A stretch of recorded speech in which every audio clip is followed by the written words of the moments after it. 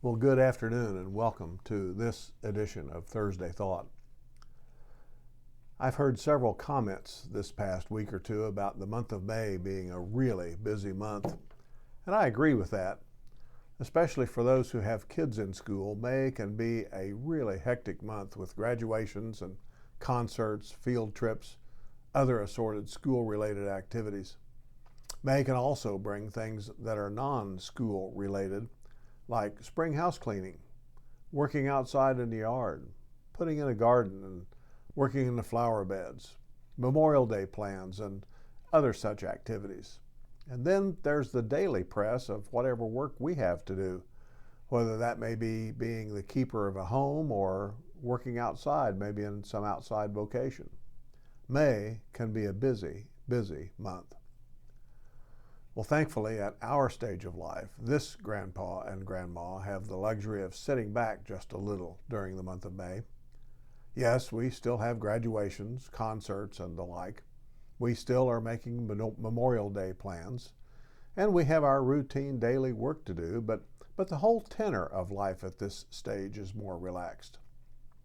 We can help in getting grandkids here or there for some activity.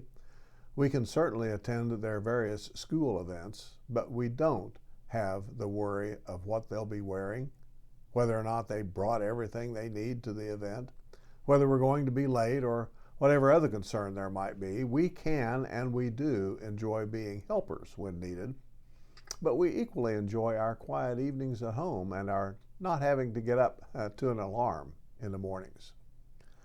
Sometimes, though, even our lives have some measure of hecticness in them. Earlier this week at work, I was sort of slammed with several administrative issues at once. Most all of them were building maintenance related. We had the plumber here for a day, repairing a variety of plumbing issues that had cropped up recently.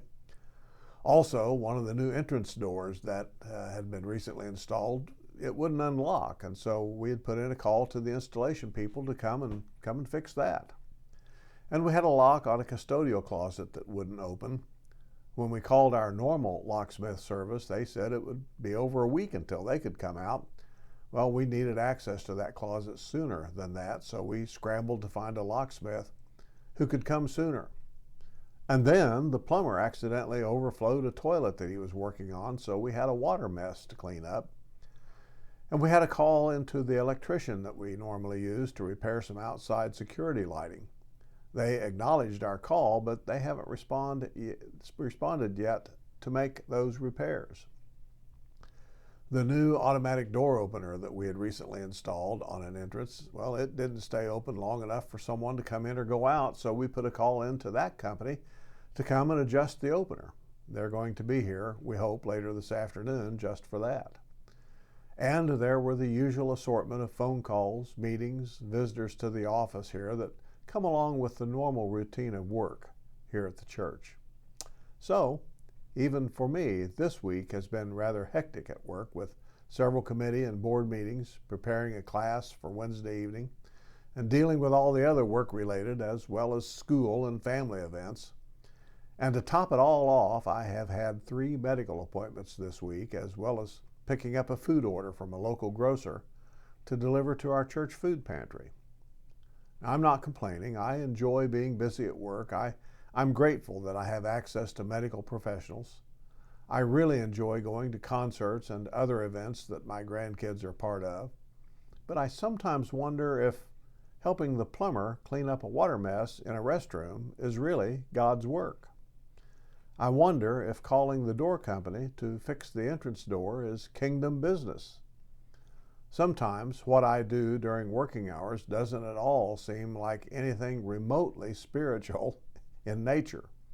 But just when I begin to feel like I'm in a very secular rut, I get something that brings me back to the reality of just what kingdom work is. During this hectic period earlier this week, when we had several things going at once, I emailed our staff and our elders to let them know what was happening regarding the plumbing, the door opener, and all of the rest. And I received this comment back from Curtis, our lead minister here. He said, "Thank God you are here, or I would never get anything done." Sheesh. Well, Curtis knew that if there wasn't someone such as myself to handle these things, he would have to do that himself. But Curtis has his own work to do. He prepares a sermon and a Bible class every week. He studies, he reads, he does visitation, he counsels. He has his time fully occupied just doing what he's doing now. And to put this kind of additional burden on him would not only be unproductive, but would possibly result in a kind of burnout that we see all too often among those who have chosen ministerial work. So, yes, I am doing kingdom work when I summon the electrician to repair the security lighting. I'm enabling Curtis and others on staff to do the work that they are uniquely qualified to do, that they've been prepared by God to do, and that they are charged by the elders to do. The work I do is no less important than preparing and delivering a Sunday morning sermon, although it is less visible and is often not even noticed. And you know, that's okay. Blessings.